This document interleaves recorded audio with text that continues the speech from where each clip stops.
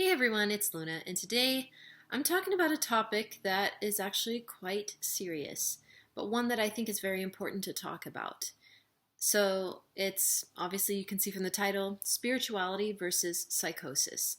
And before I get into any of this, I'd like to say I'm not a mental health professional of any kind. Um, I'm not a therapist, I'm not a psychiatrist, anything like that. So, if you're someone who thinks that you may be experiencing spiritual psychosis of any kind, please consult a therapist. Please go to therapy and don't just rely on what I'm saying. But this video is just more for people who are curious about this topic, and this is all according to my extensive research on this. And as someone who is in the spiritual community online, where I'm talking a lot about spiritual topics, in the comments on my videos, like my TikToks and my YouTube videos, this topic comes up a lot, where people say, hey, I had what I think is a spiritual experience, but I'm not sure. What if it's just me, like, having psychosis? What if I'm having a hallucination? What if this isn't real? What if it's just me having a mental health issue? So I wanted to talk today about the general ways you can tell if something is most likely a spiritual experience or most likely psychosis.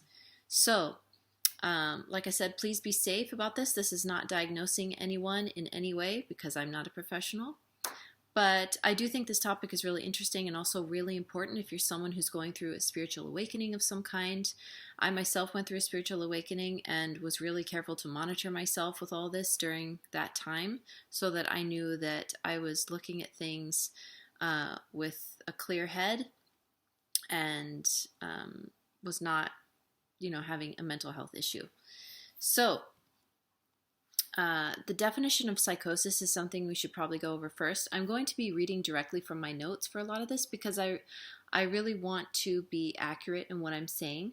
So if I'm not looking at the camera the whole time, it's just because I'm trying to read accurately from my notes. So the definition of psychosis is, it says psychosis refers to a mental state characterized by a significant loss of contact with reality. It is a symptom or feature of various mental health disorders, such as schizophrenia, bipolar disorder during manic or severe depressive episodes, and certain types of severe depression. So, some key features of psychosis include, number one, delusions, persistent false beliefs that are not based on reality and are often resistant to contrary evidence. Delusions can manifest as paranoid beliefs, such as feeling persecuted or spied upon, or grandiose beliefs, such as believing one has special powers or a unique identity. And this one really hits home for me because I have had a relative in the past who experienced pretty bad delusions. And a lot of them were connected to their religion or their spirituality. So this is something that I have seen up close and personal, and it can be really scary, but it's also very distinct. It was very easy to tell whether this person was actually just feeling spiritual or whether they were having a delusion. So the next indicator of psychosis, and keep in mind, not every person who experiences psychosis experiences all of these things or all of them at once or anything like that. These are just indicators of things that might happen when a person has psychosis. So another indicator is hallucinations. So this is sensory perceptions in the absence of external stimuli. The most common type of hallucination experienced in psychosis is auditory hallucinations, which involve hearing voices that are not actually present. So, however, hallucinations can also affect other senses such as vision, taste, smell, or touch. So this relative that I had that had delusions also experienced olfactory hallucinations, which is where you smell things that aren't there. And they swore that they smelled smoke all the time, which is very common with this type of hallucination. And they were just convinced. Nobody could convince them otherwise because they literally smelled this smell. It was their brain producing this sensation that wasn't really there. So that's just another example. There's also disorganized thinking, which is something that can happen in psychosis. which is impaired thought processes that lead to difficulties in organizing and expressing thoughts coherently. This can manifest as disjointed or incoherent speech, making it challenging for others to understand or follow the person's conversation. Another quality is distorted perceptions. So, perceiving the world and one's surroundings in a distorted or altered manner. This can include experiencing sensory distortions or having a skewed interpretation of reality. And lastly, another quality of psychosis could be impaired functioning. So this is when psychosis often leads to difficulties in various aspects of functioning, including work, relationships, self-care, and overall daily life. It can cause disruptions in social interactions, impair decision-making abilities, and interfere with the ability to carry out daily tasks. So now that we have all that out of the way, now that we have a better idea of what psychosis might involve, so let's look at some of the indicators of whether something is spiritual or possibly psychosis. And keep in mind, not all of these necessarily mean someone, if you have one of these things that is mentioned, it doesn't necessarily mean that you're experiencing psychosis, but it's just an indicator of what might be going on. So like I said at the beginning, please, if you're unsure of this at all, talk to a therapist. So the first indicator of whether something is spiritual experience or psychosis could be cultural context and interpretation. So could be, okay. So the first indicator of whether something is spiritual experience or psychosis is context and cultural interpretation. So spiritual experiences often occur with a specific religious or cultural framework and are perceived as meaningful or significant within that context. So they're often sought after or valued by individuals as a connection to the divine or God or transcendent. On the other hand, psychosis is generally considered a psychiatric condition involving a loss of contact with reality, often accompanied by distress and impairment in functioning. And you'll see that's a common theme in what we're going to be talking about in this video. Usually when someone feels like they're connecting to God or the divine or source, they feel a sense of peace and they feel a sense of unity and love and calmness. Whereas when someone is experiencing psychosis related to their spirituality or their religion, they often feel fear or distress or impending doom even, or like something is coming after them. So that's something that's very important to look for in your own spiritual experiences. So the next thing is beliefs and perceptions, a way that you can tell the difference here. So people having spiritual experiences may report encounters with deities, transcendent beings, or a sense of unity with the universe. They may describe feelings of profound peace, love, or enlightenment. And this is in my experience as well. In my spiritual experiences, I have felt so much peace, so much love, and a sense of enlightenment. And all of that is completely normal. In contrast, individuals experiencing psychosis may have delusions, hallucinations, and distorted perceptions of reality. They may hold beliefs that are inconsistent with the cultural or social norms and can be suspicious or paranoid. Now, I just want to point out, just because you have beliefs that may not fit in with the cultural or social norms, that itself is not necessarily meaning you have psychosis. But like this says, if it's a perception that is a distortion of reality, or there's indications of paranoia or like high amounts of suspicion that shouldn't really be there, then that's when it gets concerning. And then emotional state is another indicator. So spiritual experiences are often associated with positive emotions such as joy, awe, and serenity. While individuals in psychosis may also experience a range of emotions, they may commonly exhibit heightened anxiety, fear, confusion, or agitation. It's very important to keep in mind. Functioning and impact are another indicator. So, spiritual experiences can be transformative and lead to personal growth, increased well being, and a sense of purpose. This is so true in my own spiritual experience. So, I have never grown more in my life than when I was on this spiritual path that I'm on now. It is completely transformative, and so many things in your life start to get better because you are more concerned with your well-being, like it says, and you have a better sense of what your purpose is in the universe and in the world and among other people. And like I said, this is all completely normal when it comes to a healthy spiritual experience. So they may enhance psychological functioning and overall life satisfaction. So all that's good. Psychosis, on the other hand, can significantly impair functioning in various aspects of life, including work, relationships, and self-care. It often requires professional intervention and treatment.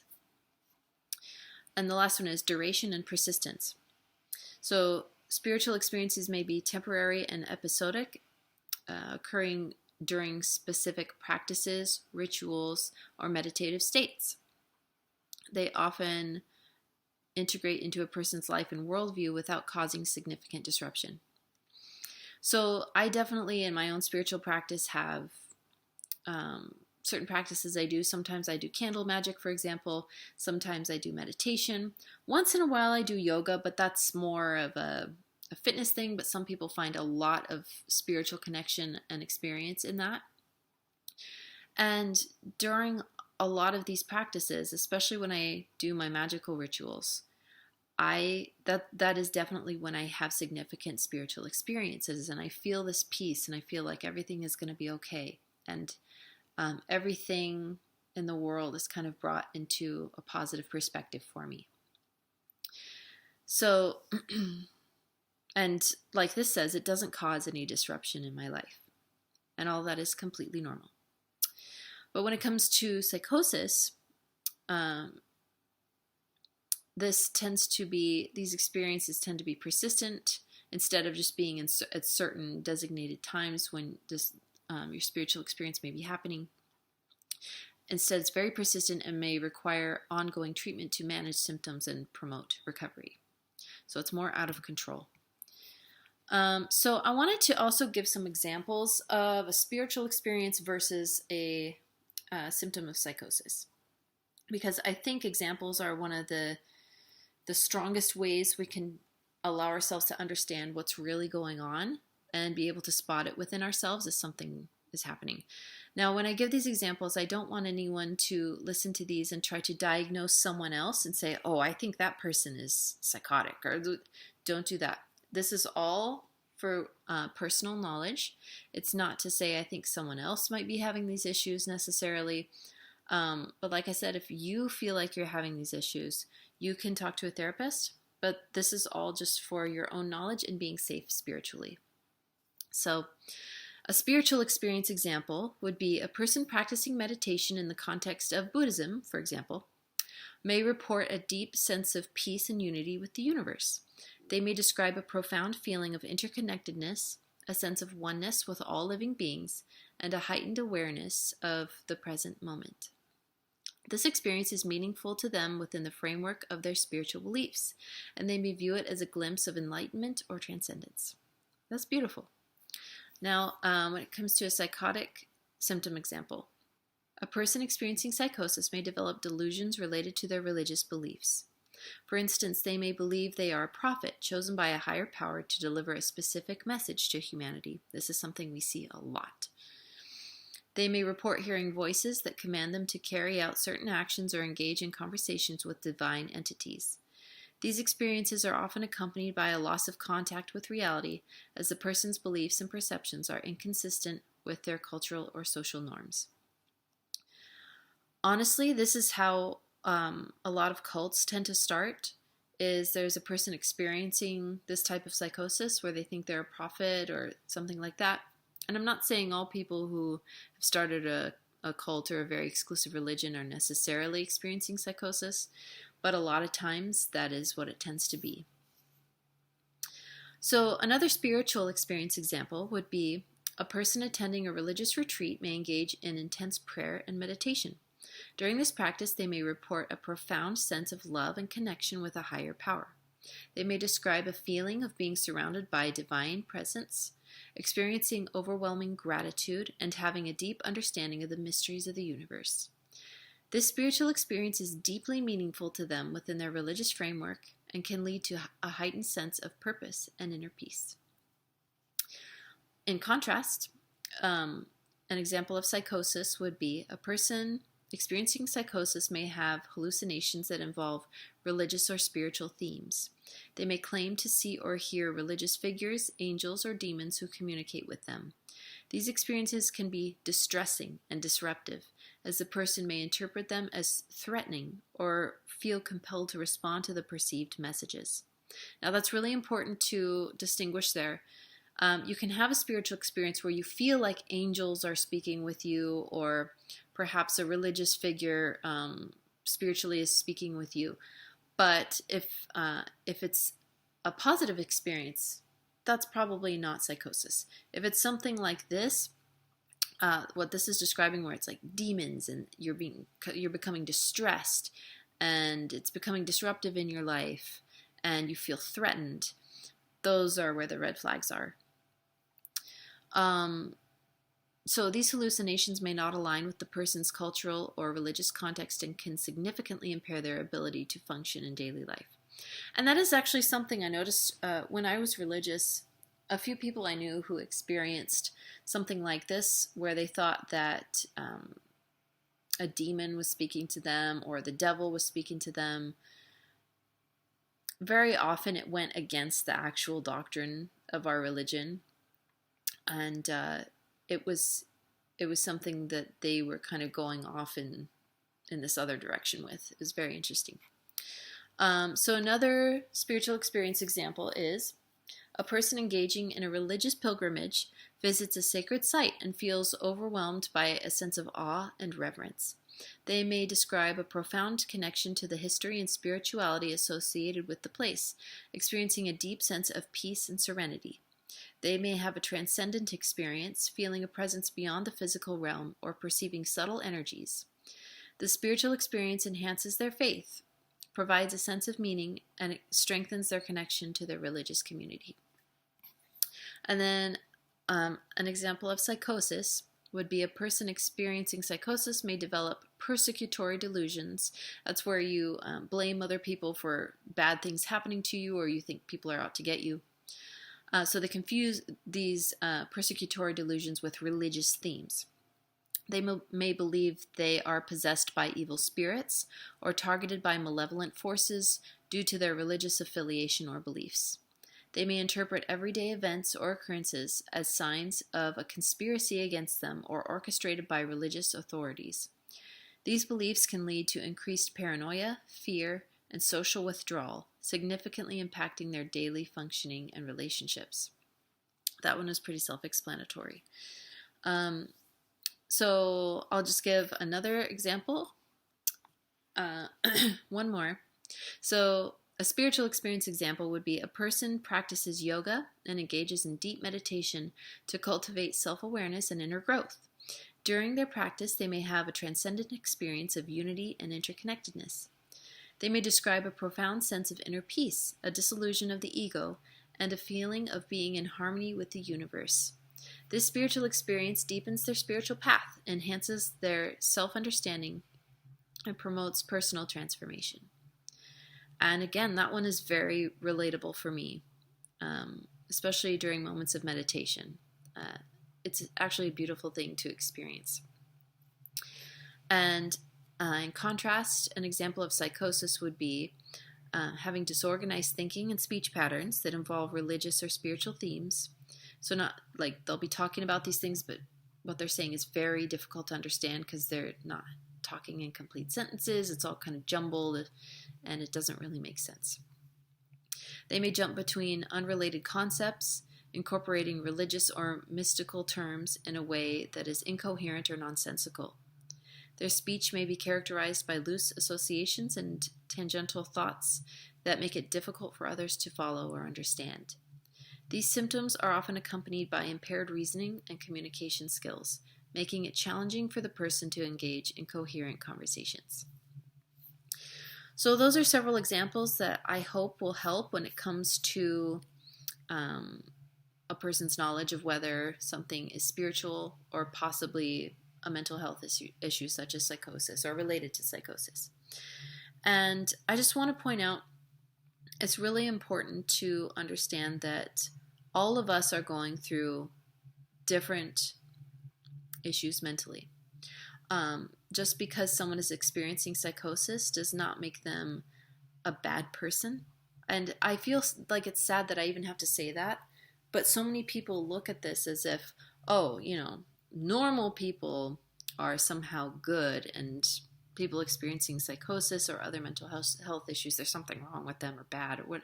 That's so not true. And I hope through this video I'm showing how normal this can be, because this actually is a lot more common than we think. A lot of people don't talk about how religion and spirituality can be involved in other mental health issues. And I think it's so important to not only talk about it, but also normalize this, because this happens so often. And it doesn't mean a person is bad or that they're beyond hope. I think everyone has hope. They really do, especially if they're willing to get help. So that's why we have therapists. That's why we have professionals that understand these problems and can help you transform your entire life. And I've definitely seen people go to therapy and get well. And it takes time and it takes work and persistence, but it's most definitely worth it. So I hope this video possibly helps someone gain some clarity on this topic. And I know that there's a lot of people who watch my videos that wonder about this a lot. So I hope this answers that question. Thank you for watching, guys. And if you have any more video topics on spirituality or esoterica or any type of other stuff you'd like me to talk about, be sure and leave it in the comments and let me know. Also, push like on this video if you liked it and share so that more people can see my channel and understand these topics. Be sure and subscribe and hit the bell so you never miss another video that I make, and I'll talk to you guys later. Bye.